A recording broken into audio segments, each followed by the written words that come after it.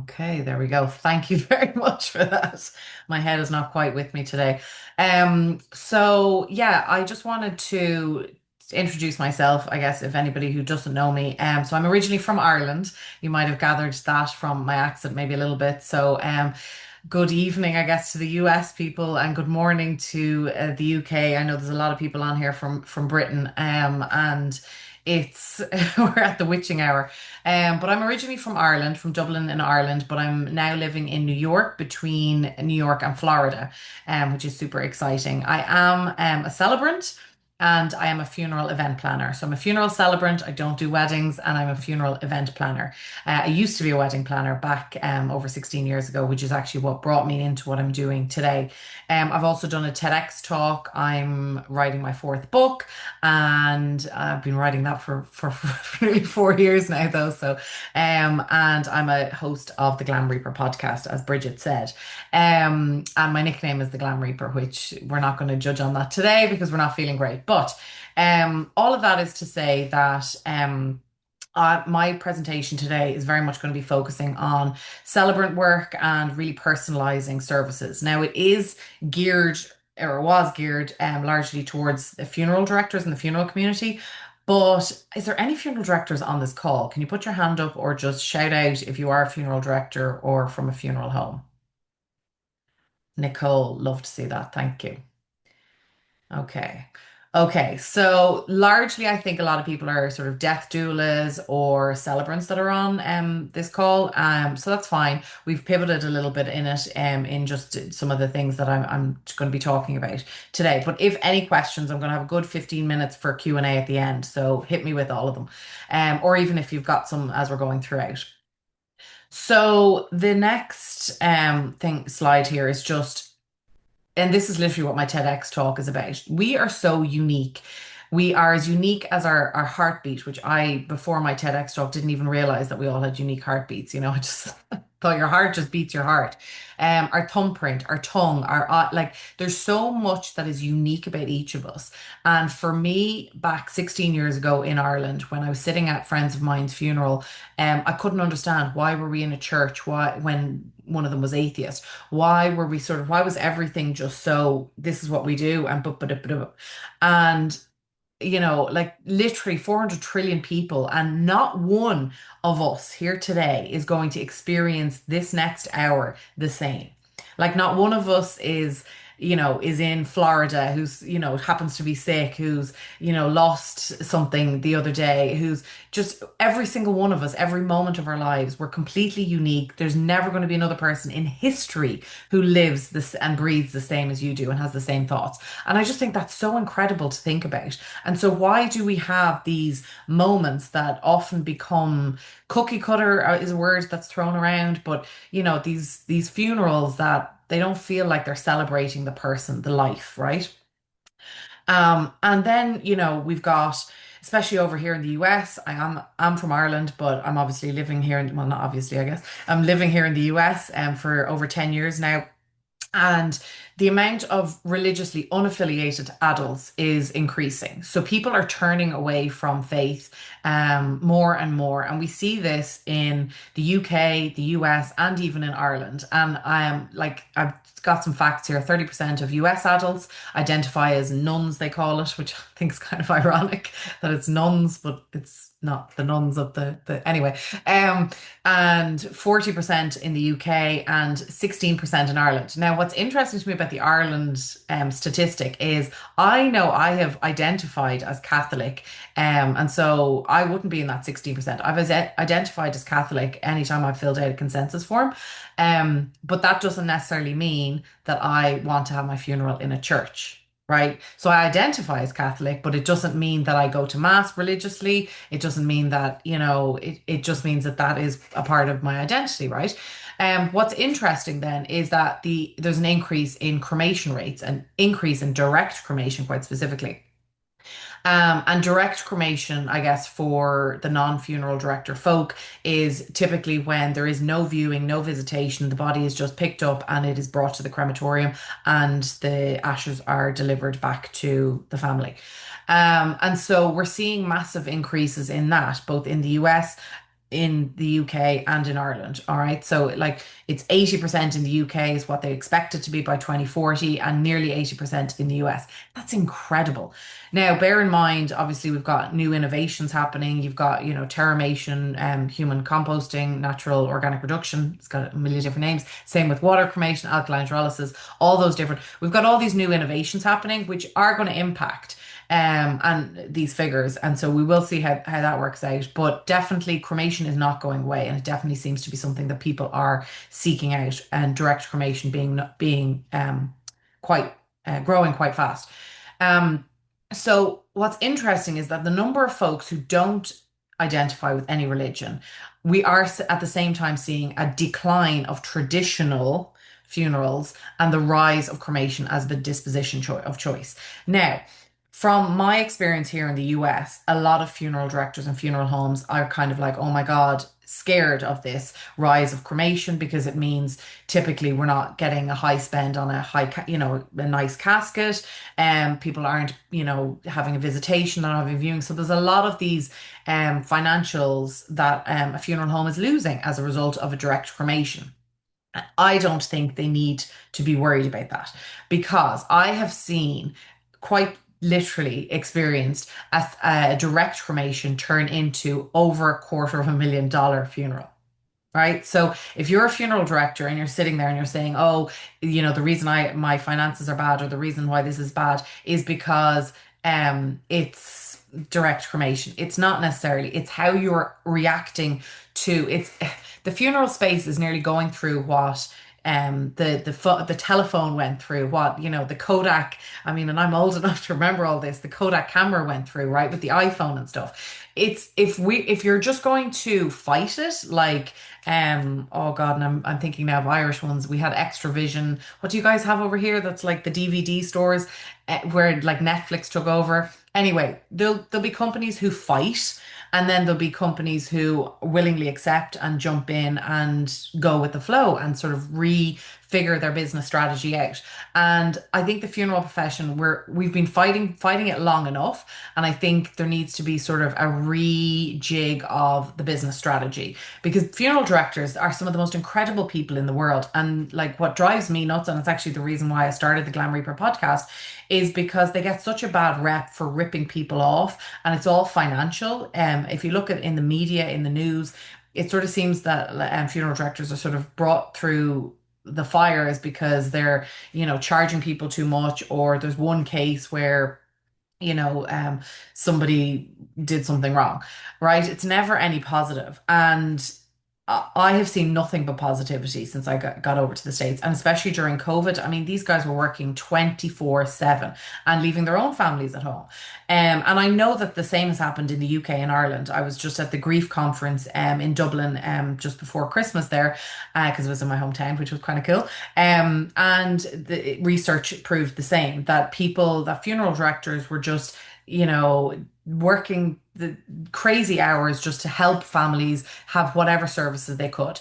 And so, and I think COVID also brought all of that I'm talking about in this presentation today. I think COVID honestly helped exacerbate as well. So for me, in my opinion, and I know there's people are on two schools of thought on this, a funeral should be two things. I know some people think it's for the living and some people think it's for the deceased. I personally think it needs to be both. I think it needs to be massively cathartic for everybody who's in attendance, but I also think it needs to be really, really personalized to the deceased. And I think by it being personalized to the deceased, it becomes healing for the living, for those who are in attendance, right? There's nothing more wonderful maybe being the wrong word, but there's nothing more wonderful than when you go to somebody's funeral and you recognize a part of them, a part of the funeral, like like if maybe you were just a colleague of the person, like right, say I die. I mean, I'm going to die, so it's going to be a great time, by the way, you're all invited.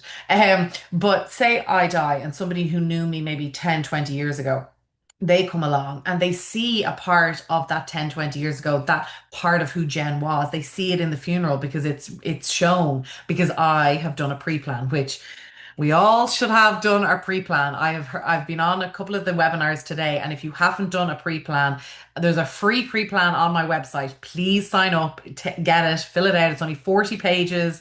And once you have that done, you can just hand it to your loved one, put it in a safety deposit, whatever you need to do to let people know that that's your plan. It's not the easiest thing in the world, but grab a bottle of wine or a coffee or a hot chocolate or whatever makes you feel good and just get it done. I did one with my mum, which to know me is to know how much I love my mum. She's my best friend. She's also my mum.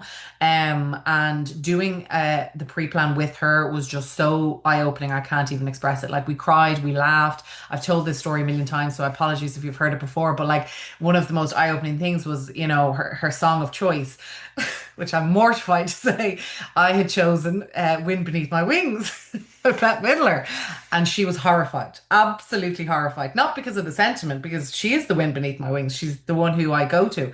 Um, but she was like, no, that's not going to resonate with anybody, Jen. So she wants Rod Stewart's Maggie May. And I was like, but your name's not Maggie or May. Like, what's going on here? I would have never thought of that song ever.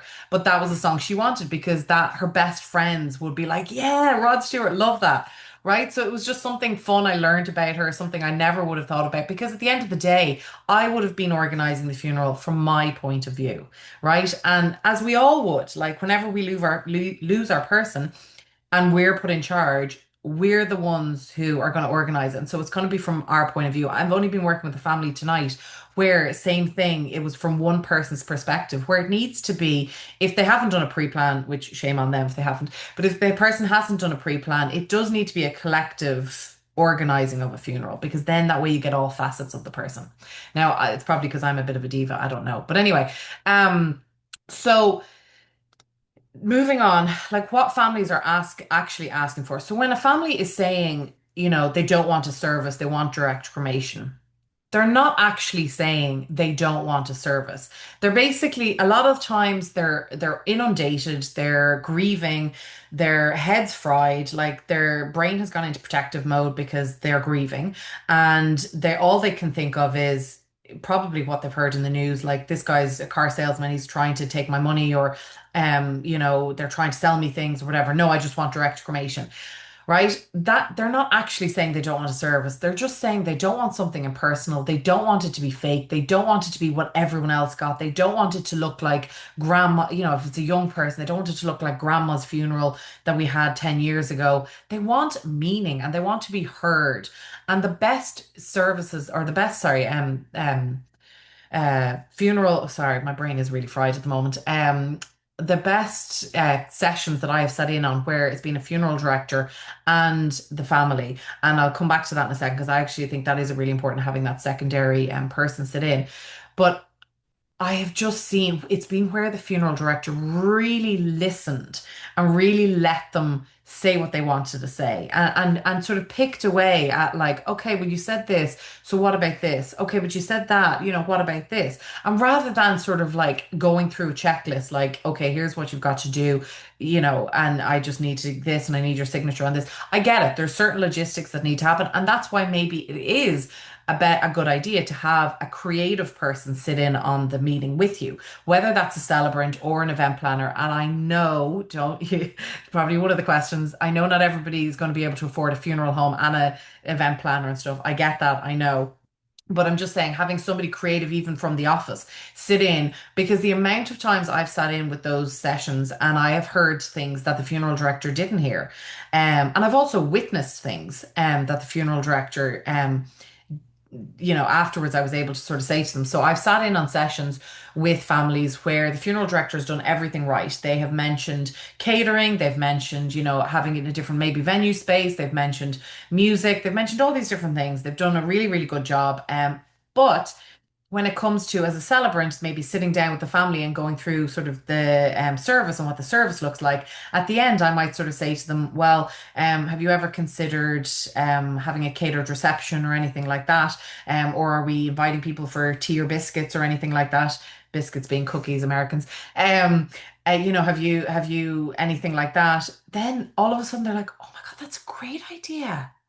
Oh gosh, oh Mary, we definitely have to have them for tea and biscuits and stuff. And you'd swear they've never had this option given to them. They did. I witnessed the funeral director do it. But here's the thing, they're so overwhelmed with all of the other information that's going on. And even if you're as slow and, methodical and giving them as much space, it can still feel like it's too much and it's too much to think about. Whereas now all of a sudden they're on a different gear with me, with the celebrant. They're thinking of the service and they're thinking of the flow and I'm walking them through it. So it's a little bit different, right? And this is no, that the funeral director didn't do a good job. It's just that it takes a team. It takes a family to make a family, help them in their healing. Um, so for me, I actually think a direct cremation is a blank canvas. It doesn't have to remove the ceremony completely, but what it does remove is the original format and blueprint as such, right? We get another blueprint and we get a different one. We just get one that we've now created. And I feel like direct cremation gives us more freedom, it gives us more choice, it gives us more creativity. And I'm going to talk about each of these steps because I feel like hospitality, personalization, and creativity are three tools that we need to. I mean, I wish we could introduce it into the actual mortician's education, but we digress. We move on over here. Um, so hospitality is to me the beginning.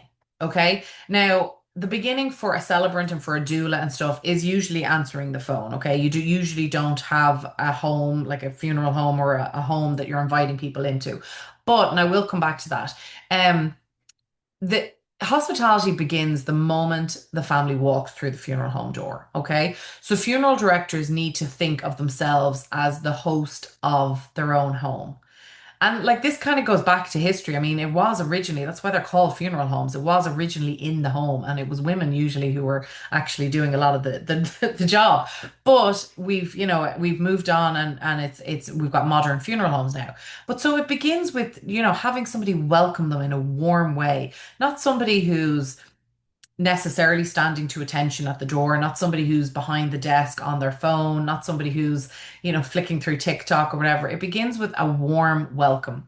Now, whether you know they're coming or not, that's, I guess, something for you to decide. But soft lighting, I mean, as an event planner, lighting is one of my chef's kiss. It can change any room. It's unbelievable. Some warm and soft lighting is just amazing. Some food and beverage.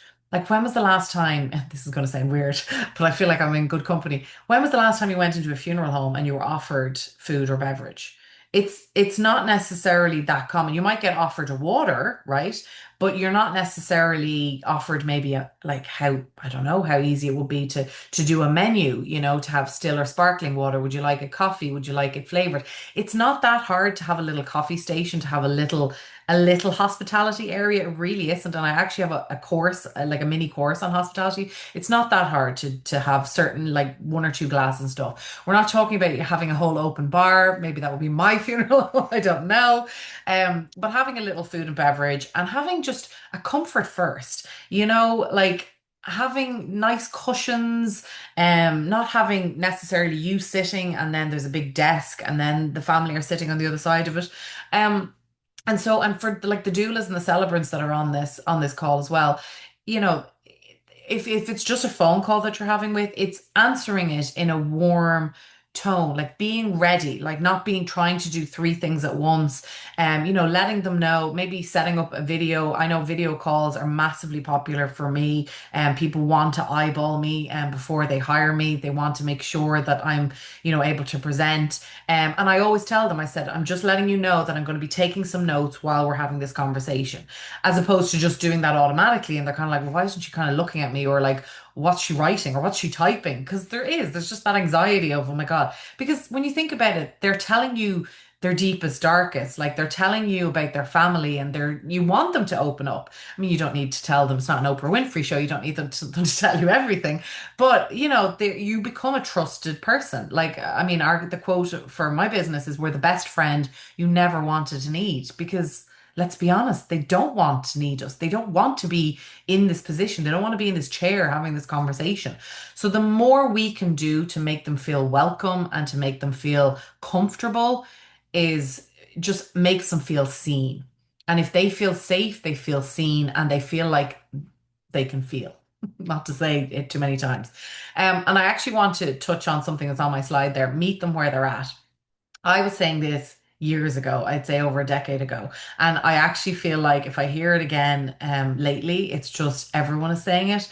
And I don't know if you can curse on this, I better be careful. But it's actually driving me nuts. Between that and life celebrations, there's just so many of these trendy terms that are being touted. And like I was speaking at the NFDA just recently here in America, and I said this there as well. Meet them where they're at. Don't say that unless you're actually going to do it. And when I say meet them where they're at, and this applies definitely to doulas and celebrants, maybe it's meeting them in their home. Maybe it's in their local coffee shop. Maybe it's in their local bar. You need to take all judgment out of the equation. Wherever they are comfortable or whatever way they're comfortable communicating with you, that's how you're going to get the best service. That's how you're going to get the most out of them. So, like, I'll always make sure, do you want me to voice note, email, text, or call or video call? What are you comfortable with? And usually people are very definitive on what they're comfortable with. I'm personally an email person. I love a video call. I'm not really a call person. I'm a texter too. But you know, if I was hiring a celebrant, I would want a video call. That's how I would want to do it. And I'm happy to meet them wherever they want. One of the things I found as a celebrant to be really good when I'm working in New York. Now this is really the Irish in me, is I have friends who own Irish bars and stuff. So I would actually have a number of bars where I knew what timing they didn't open at. So if I needed to have a little private time with the family, there might be a room in the back or just something where the bar wasn't open yet. And people actually appreciated that because they didn't want a busy coffee. They didn't want it in their home. They didn't want to go to the funeral home because a lot of people are kind of allergic to funeral homes. They don't like them. They don't love to be there. So how about you meet them where they're actually at? Right. So that's enough said about that bloomin' phrase. Um, so personalization is the process. All right. So we've had the beginning. We're chatting with the family. Now it comes to the personalization. And, I get asked about this an awful lot. And I don't have a magic wand or I don't have anything that I specifically, can say is this is how you get a service personalized. It's really just opening your earballs and just listening. Every one of us is unique. No story should be the same. Like something you could try and do is there an object, especially if you're in the person's home, is there an object that tells the story of who they are? Asking about their music and not using generic funeral music, like Wind Beneath My Wings. Sorry, mom. But not using, generic funeral music. Like, tell me about their favorite author, their favorite singer, their favorite actress.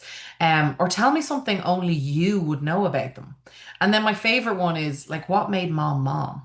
Like, what made Bridget Bridget? Like, what made Jen Jen? Like, what makes us us? Like, why were you friends with this person? Like, okay, she's your mom, but like, what made her her? Like, what was her quirk? Because we all absolutely have one. We all absolutely have something that makes us lovable, odd, whatever it might be, and personalizing it and even just allowing laughter into whenever you're doing a session, with a family, just makes it feel authentic. So whether you're a funeral director, a doula, a celebrant, I mean, I'm probably preaching to the converted here, but just, personalizing it and just keeping it normal, like treating these people like they're normal, not like they're, grieving families. Um, Creativity then. So this it kind of all culminates to this. So again, kind of back to if you're a funeral director, or a funeral home, and you've got somebody who wants a direct cremation. Okay, so you're already like, oh, I've lost, a lot here. We're just doing another direct cremation, eye roll. Okay, but what can you do at the crematorium? Maybe with the family. Like, can you invite the family to the crematorium? And what small things can you do at the crematorium? Can you pass around a candle? Can you maybe read some letters aloud? Maybe play some voice notes? Maybe have a toast? Again, I know this is an international festival, so I'm putting in things that in America it's wild. They're state by state, which is like mini countries, which I have found very interesting while I've been here. But whether it's state by state, country by country, like what can you do and what's allowed to happen at a crematorium? Can you hand out something? Like, is there a little bookmark that, or something that maybe people might like to have, or a quote that's on a photo card? Maybe you can offer to play their playlist in the background. Like, all you need is a simple Bluetooth speaker for that. So these are ways that you're adding value to your service pretty much for free. I mean, you can charge for these things if you want, but I wouldn't if I were you. But like, you're giving these things for free. So the family are seeing massive value in you now. And what people value, they will pay for it. Let me tell you. The problem with the old way of doing things and the high markup on the casket and all these things, the high old way of doing things was we assumed what people wanted. We assumed what they valued. We didn't actually listen to what they value. Like if you took me and my best friend, who happens to be a funeral director, we're best friends. We are polar opposite in what we want money spent on for our funerals. I personally want to spend on food and drink, and he wants it on a blooming 10-piece orchestra. Like what? Play my iPod. Like I don't need 10-piece orchestra. But it just shows what people will value and what we actually want money spent on. And also then you can offer, maybe they'd consider doing a gathering in a familiar environment afterwards, maybe their backyard, maybe it's at a beach, maybe it's their favorite restaurant. Do they need help with this? Or do they want, maybe there's a memorial at a later date. Would you like us to connect with you, at a later date and see if you'd like to do something for dad? It doesn't have to be no is no, and we're not doing a service, we're not having ceremony, because I guarantee you every single, I don't want to say every single, 95% of the direct cremations are having a service somewhere, somehow. I guarantee you. There's not one family that I have talked to who at a direct cremation, they've had a direct cremation and that's it. The shelves, the urn has gone into the wardrobe and hasn't come out. If they even if they haven't had a service, it's not because they don't want to, it's because they keep putting it off and keep putting it off and keep putting it off. And it is our job as grief caretakers to help them in this blueprint in moving on through the healing process, because I know from personal experience I missed my grandmother and my aunt's funeral, and I know that not having a funeral, it just exacerbates the grief. It prolongs it. Like I'm grieving the two of them, honestly. It massively just exacerbates it. It doesn't Having a service just allows your community to come in and take care of you. I am conscious of time. My gosh. I could talk about this for ages. You can probably already tell. I'm actually feeling better already. This is great. This is what I needed to feel better. So the benefits of a celebrant, I don't know that I need to go through this because I feel like there's a lot of celebrants on this call and doulas and things. But the benefits of a celebrant is personalization. The service is completely and utterly bespoke to that person. Like it's not a replica. It's not. And this is nothing against clergy, but it's not like a rabbi or a priest or somebody coming in and just moving a name around, and having a small bit that's personalized. It's 100% personalized. It's a meaningful ritual, it's personal stories, it's including it all, and then it's inclusive. It is, like for example, I was raised Irish Catholic. I want prayers at my service. It's not that I'm not denying that I'm Catholic. I just don't want it in a church. I just don't want my funeral service to be all about the church and the mass. I want it to be all about me because I'm a diva, right? And that's why I started this 16 years ago. That's why I started pre-planning. It allows you to blend amount of blended families there are today, like the amount of hybrid services I've done as a celebrant, where we've had me as the celebrant, the MC, we've had a rabbi, and we've had a Buddhist. Like we've had different people all mingled into the one funeral service because that's what that family needed and that's what they wanted. So it's collaboration, it's hybrid, and it's just facilitating, everyone having a moment, and everyone holding space for everyone that's coming into the service. Because at the end of the day, when you think about it, everyone, like when you go to mass, I'm just going to use Irish Catholic mass, right? When you go to mass on a Sunday, you're there for the mass. But if you're coming to my funeral, you're there for me. You're not actually there for the mass ritual. You're there for me. And so you want to experience some, like if I'm a super religious person and I go to mass and that's my community, then that makes sense for me, right? But if it doesn't, you want something that you see, oh, that's Jen. That's the Jen I know. Oh yeah, look, she's got cocktails. Yep, I'm at Jen's funeral, everyone. We're good. You want to identify with it. That's what it's supposed to be. It's supposed to feel like a community. And it's also supposed to feel like you can go there on your own and meet like-minded people because they all knew Jen. Business implications for funeral homes. It actually does, contrary to what they believe, it does actually increase revenue. It should be integrated into all their price lists. But and it actually can lead to additional services like flowers, catering, and live music, as I described in an earlier example. It also massively helps with client retention. And you know, as we talked about earlier, all of these nuns, these people who don't have religious affiliations, they actually typically, as there was a some research done, 68% of those nuns in the US have actually got really, really strong environmental values, and and typically have a willingness to pay a higher price for something that again that they value. So like a green burial, maybe this human composting, or the terramation, like they're willing to pay more for what they actually want and what they value. Um, these FAQs are kind of typically are a little bit funeral focused, but I can run through one or two of them.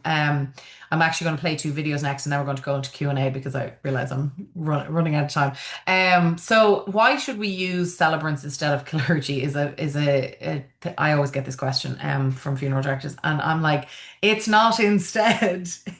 It's and like celebrants, think of them as your clergy. Like, I don't know why some funeral directors have such a block against this.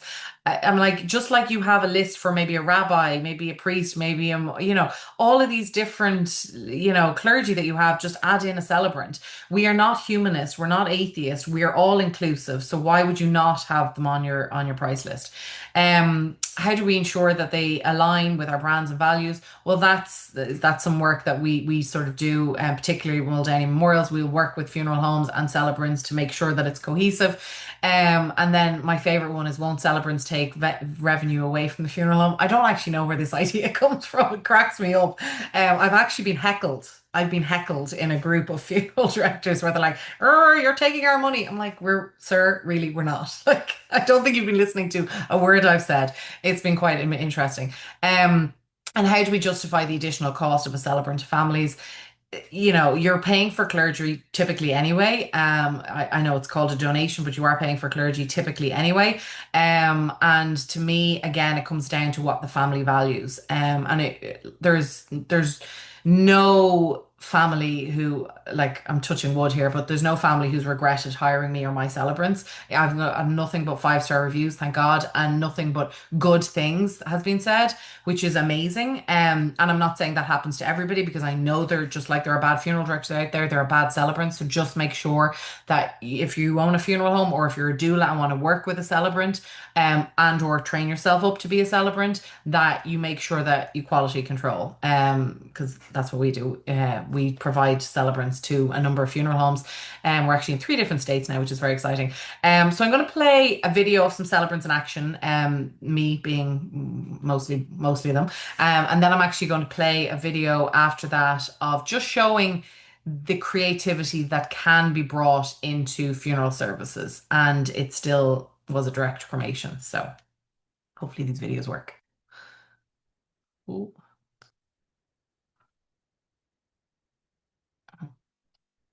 Welcome, everybody, and good morning. Please, if I can ask everybody at this point to silence your cell phones. Today, we have the unimaginable task of being here at the memorial.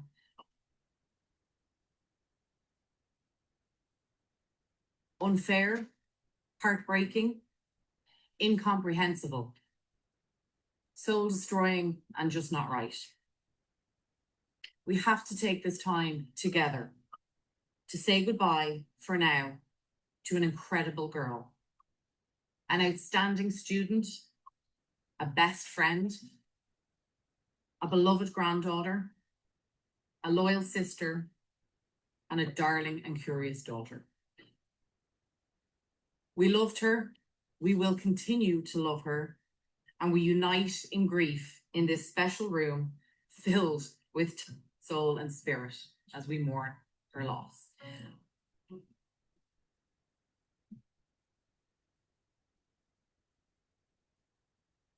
I'm still waiting for you to come home for the holidays. Just 20 days ago, on the drive back to university after Thanksgiving, You told me about all of your plans for December and January. I am so sorry that you were alone that last night.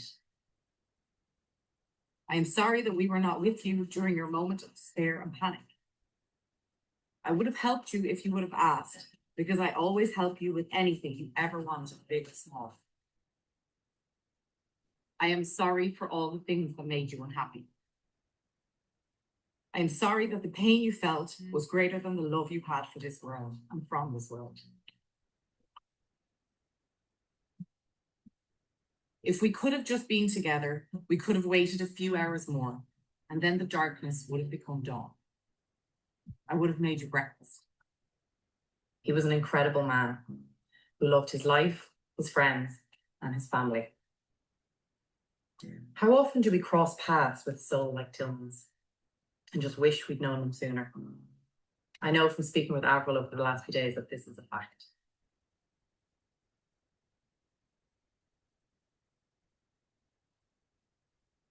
This is a time of grief and sadness, but it's also a time of love and friendship and family. And on behalf of Kevin's loving family, I'd like to thank you all for being here with us this morning, for taking the time to come from wherever you've come from, and for those of us tuning in online. We thank you for the effort that it takes, not only to be a part of this gathering, but also to be a part of each other's lives. From his military outpost in Asia, he applied for and was accepted to New York University's medical school, where he attended on returning to the States. Dan, it would seem, was that very rare medical student who actually enjoyed medical school. When asked why he chose neurology as his specialty, he said, "Because we know so little about the brain." Because of his chosen profession as a physician, he was able to merge effortlessly these two sets of virtues. His passion and decency were manifested in life-changing work that he pursued for 4 decades, but also in goodness and humor and generosity that he embodied. The friendships he made, the fine men that he raised, and the loving marriage that he created. I leave you with the thoughts of Ralph Waldo Emerson about the ingredients of a well-lived life. To laugh often and much, to win the respect of intelligent people, and the affection of children, to earn the appreciation of an honest critic, to appreciate the beauty and to find the best in others. We are here today to celebrate the life and mourn the passing of his sister. Such so many people in her life. On behalf of the family, we would like to welcome all of our distinguished guests. Despite the great sadness that hangs over this day, the hope is that there will be a new way of being that emerges as the waves of grief subside. I think if there's one thing we can all take from this service, it's to find the joy in every single moment. Thank you all for being with us here on a Friday evening to celebrate his life and get home safe. Thank you very much.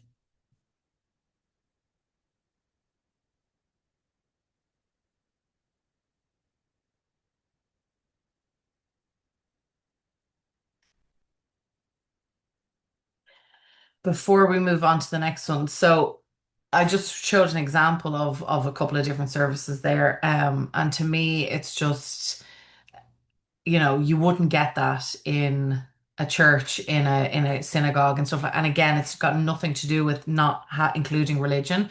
It just shows how personalized and how beautiful a service can be. And the emotional one at the start, I often get asked.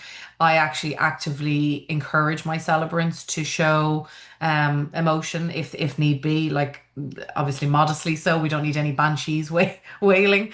But it's just so important. Like the day I don't get emotional about my clients is the day I'll hang up my hat, because it's just you're not involved in it anymore and it's become a job. So yeah, I just to because I know that can be a bit of a thing there. So this is just now a video of just this is more the event planning side of it. But it's just more to show creativity and just to it's pretty. I'll be honest. Okay.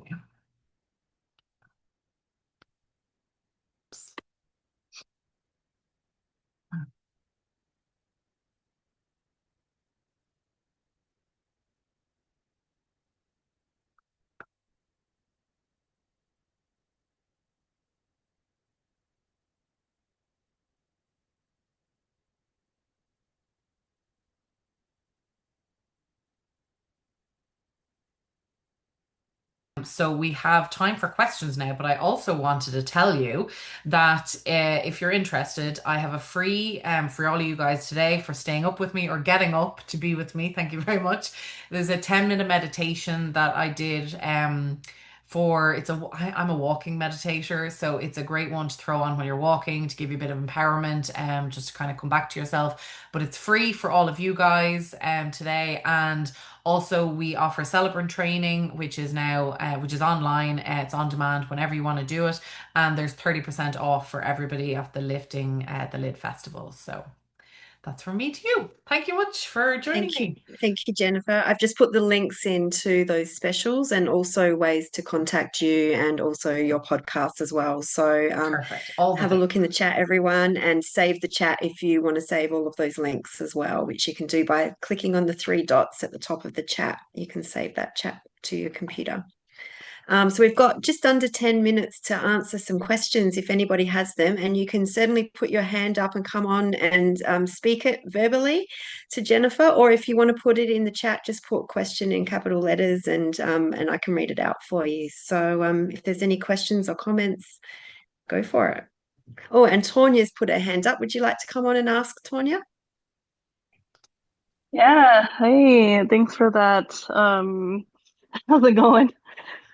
I uh I wanted to touch base on something because you weren't able to get to the last point on the last slide about should we have celebrants in-house or bring them from outside? And one of the issues we've been having, so I'm in Colorado in the United States, and there's two things I wanted to touch on. One is that there is this trend of funeral directors cross training as celebrants. Mm, And one of the issues is if they're not allowed to just be one or the other, because they're already spread so thin when they're doing their funeral directing that they might not have the time or capacity to write an actual quality ceremony. And then it gives celebrants a bad name.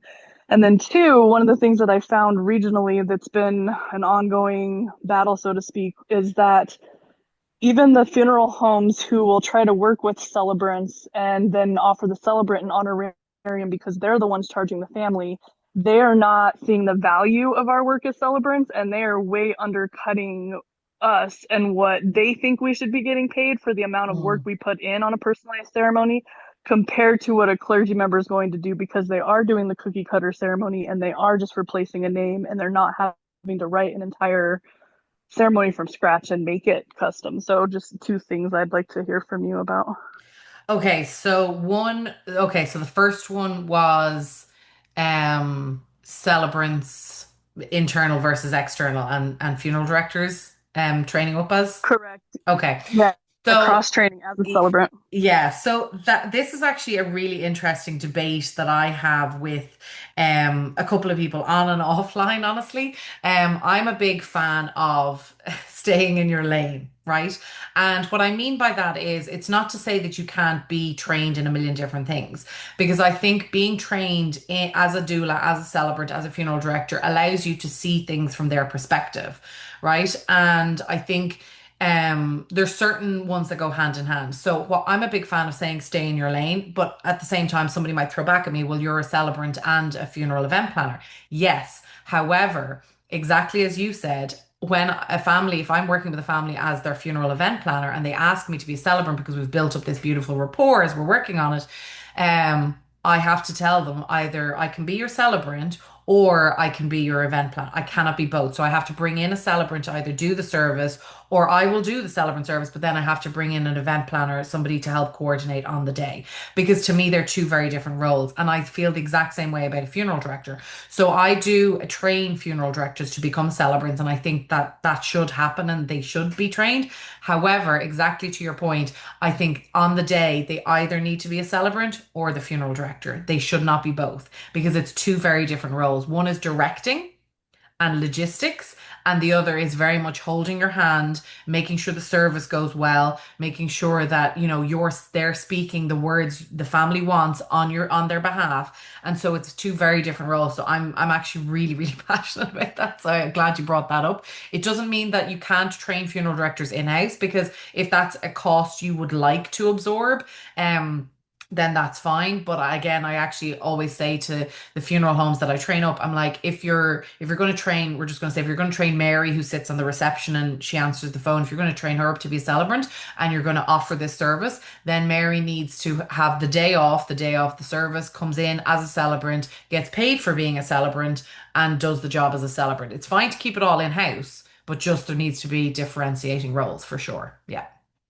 And then there was a second part. Did I answer that first part okay? And then the second You part. did, yeah, and it's funny because you and I had that brief exchange on Instagram when you were like, "Stay in your lane," and I didn't respond to what you said, but that was exactly what I was getting at. Was like, I feel like you weren't able to get into that nuance on your post where it's like So one person can be multiple things, but wear the hat you're wearing at the time that you're wearing it, and e- only do that one thing while you're working with that person and you're exactly in that right. role. Yes, And the exactly other right. one was the value. Which is hilarious because then we, on the social media post, like we look like we disagree, but we clearly agree. It's just social media. Right, It's right. and listen, I've only just started doing TikTok and stuff and trying to be a bit more on. And I mean, I hate it because you're trying to get something across to get it to be like viral or quick or quippy and to get people's attention, but then it can come across. So 100%, I am such a fan of. I mean, I used to have fights with certain funeral directors in the funeral homes because they would want to overlap into what I do as a funeral event planner and not be doing their own job. And so it doesn't work. It just doesn't work. Like everyone becomes a success if we all just work together and stay in our lane. Yeah.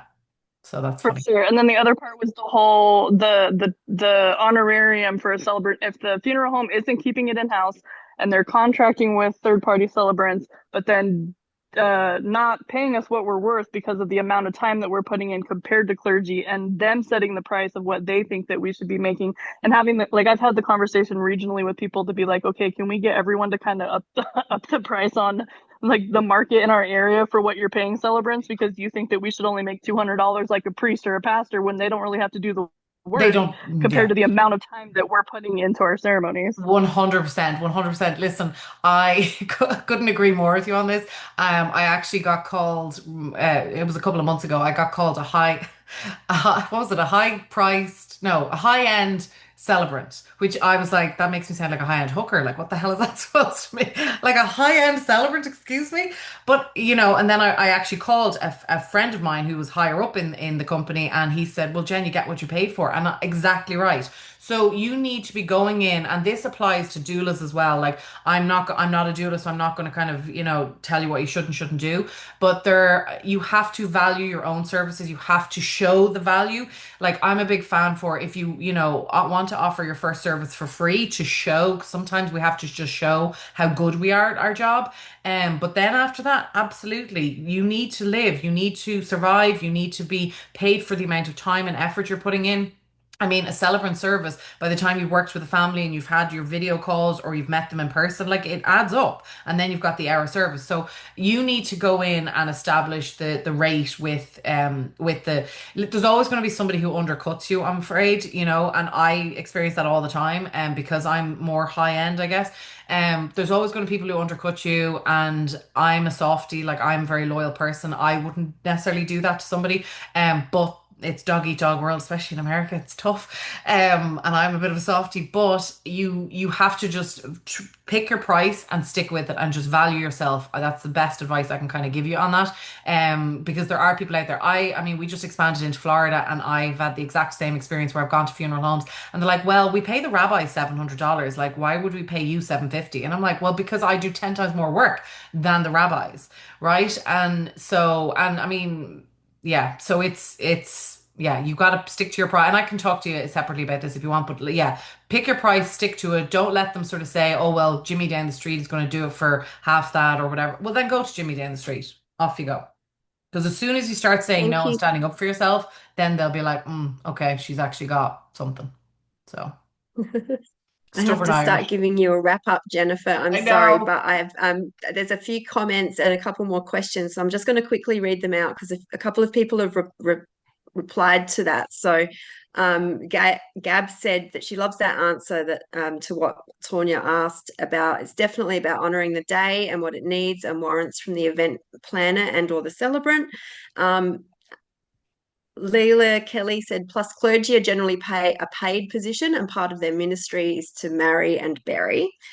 Alex said, absolutely with you on value. It gives people confidence that we know our worth. And hang on a minute, I had a question, and I know you've got your hand up as well, Nicole. I think Nicole might have. Oh, Emma asked, just answer this really quickly, perhaps. She said, it's an amazing presentation. Thank you. Do you have freelance funeral celebrants on your books? And if so, how do people get on your list? But she's in Australia, so unlikely to be on your list, sadly. But I guess it would be useful for her to know that Yeah, and so whether or not that would yeah, be we transferable. we we are unfortunately only in I'm not even in Ireland actually at the moment. It's something I'm working on and potentially the UK. But we're in New York, DC and Florida at the moment. We're not in Australia, so unfortunately not. You can do the training with me and that does include an hour one-on-one with me or more if you need. But and I can sort of show you the ways that I do Muldowney memorials quite specifically, but yeah, unfortunately we're not in Australia where I can do that, I'm afraid. But maybe someday. uh, Thank you. And Tanya's put another comment there as well about being confident in having set her prices and knowing her worth. And but glad that others got to hear that talking point as well. And I would just like to really thank you, Jennifer. I know you were talking to a lot of end of life doulas and funeral celebrants, but I think a lot of what you said either taught us a few things or validated some of our practice. And so I think it was a really useful conversation, and I think everybody got something out of it. And I would just like to mention that I've put the links in the chat for Lifting the Lid because this is a voluntary festival and there are a lot of great people presenting and people learning a lot from here. So to keep it going, it would be great to get a little bit of money in the coffers for either through donation or merch. So do save the chat, like I said before. And yeah, thank you so much, Jennifer, for everything. And someone put in a question about what's coming after this, Ashley. There is actually a couple of hours break now, or almost a couple of hours between now and the next session. So actually what I'm going to have to do is kick you all out of the Zoom room. So you're going to have to come back in in a Brid couple of hours for the next session in a couple of hours. Bridget, And is there any way, because I know Nicole had her hand up, is there any way I can answer her question just before we? No, she's oh, okay. sure. She's okay. Sorry, She said, Nicole. no, I feel really bad. She said it's okay. I feel really bad. I No, was no, like, we can oh do we can do that because we've got a little break now, so no. we can ask one more question for sure. Go for it, Nicole. If you want to, do you want to come on and ask it? To unmute her, hang on. Oh, okay. Now I'm There we back. go. Hi. I just found it so interesting, and my question is that I have a few hats on and I have a few lanes. So I'm an end-of-life doula, and then I trained early days to be a celebrant, and which I absolutely love and have been doing for 5 years. But recently, I became a holistic funeral director because Oh, it was, yeah, which is basically a lot of home after death care at home with a great group that's holistic funeral directors here in Melbourne, Australia. So what I found recently, my question is to you, and how you, when you said I can't take this planning job if I'm going to be the celebrant, how does that come about? Like, at what point do you, when you get asked to be in one role, then you resign out of that role? I mean, at what point does that happen? I haven't had to do that because if I'm joining a family as their celebrant, I will also attend all their funeral director meetings, mhm. not as the funeral director.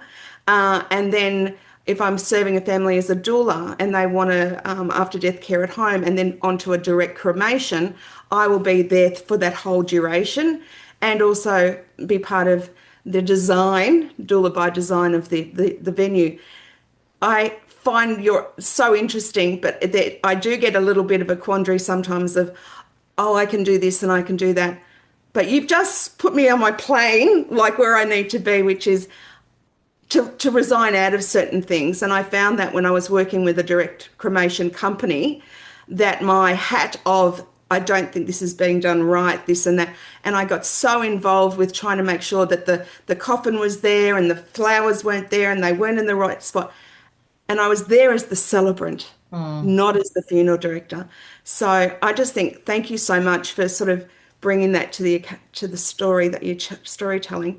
But at what point, when they ask you that, do you choose, or you let them choose, or I let them choose. So I put it back on them for sure. And the only thing I would say to wearing many hats, because this is just something I very vehemently and strongly believe is sticking in your lane, but is like I think it was actually the or the post that Tana responded to is I'm like, you're not the Cheesecake Factory. I don't know if the cheese you don't know the Cheesecake Factory. I don't think in Australia, but I'm like, the Cheesecake we do? Factory is the only place that can do it. They even do decent Irish food. I'll give them that, right? But they can do a little bit of everything. Like most women, let's be honest, know this. We stretch ourselves too thin. We try to be everything to everyone, and we end up giving little bits of us instead of focusing on one thing and just honing in on that. And I think Mm, that would serve you better in your career. Because I'm not even just talking about for the benefit of the family. It is for the benefit of the family, but it's also for the benefit of your career. And I feel like it's where a lot of death doulas are getting a bit lost because they're blurring the lines. And I get it, they're not making any money. And so they're thinking, oh, I can do that and I'll do that and I'll do that. But then it just becomes a bit of a who's what. And then that's another reason why funeral directors are kind of a bit like, we don't want to hire this person who's like coming in on our patch and our turf, which I've experienced with the event planning stuff. But when it comes to me working with a family, as part of my event planning process, I will ask the question, do you want to have a celebrant? And it might not be until later in that they decide that they want to do it. Again, it depends. I've turned around services in 3 days, in 2 days, and then I've had months. So every funeral is different. So I kind of can't give a timeline. But at the point where they say, yes, we definitely want to have a celebrant, we're not going to use Father Joe, or we're not going to, whatever we've decided, we're not going to do, the family's not going to do it. We do want a celebrant. But we'd really like you to do it, Jen. And I will just be honest with them. I'll say, absolutely, I am honored that you would think of having me. I just want to let you know that I cannot wear two hats on the day. I will on the either day. be your celebrant or I will be taking care of the logistics. And I joke with them. I keep it kind of, I say I'm like a walking, talking reminder app. It's not sexy like the event planning. People think that it is. I'm like, it is not. You're there with the checkboard and you're checking things off and, you're making it happen. And so to me, I just explain that to them. I say, whereas a celebrant, I'm going to be focused on the service and exactly making sure that the tone is right and your speakers are right. And I just explain it to them. And I charge. There's a line item for a celebrant and there's a line item for the event planning charge. And even if I'm the celebrant, there's still the price for the event management because I'll have to bring somebody in to just do the coordination on the day. It doesn't mean that they lose me in. So like that's the thing. It sounds like you're doing a lot of hand holding. So, those certain things you could probably tie them together perhaps. But I feel like then you need to step away from the logistic stuff. So it's Yeah. just really everyone is going to be different. Everyone's skills are different. So it's just stepping back and seeing what do you love, what's paying the bills, and Yes. moving on from there. Yeah, But that's good great. luck Thank with you. it. Thank Great you. last Thank you. question. Thanks, everyone. Thank you so much. I see a few Thank people have you. already dropped off. Thank you, thank you, thank you. Thanks for having me, Bridget. Thanks for your Thank help. you so much, Jennifer. That's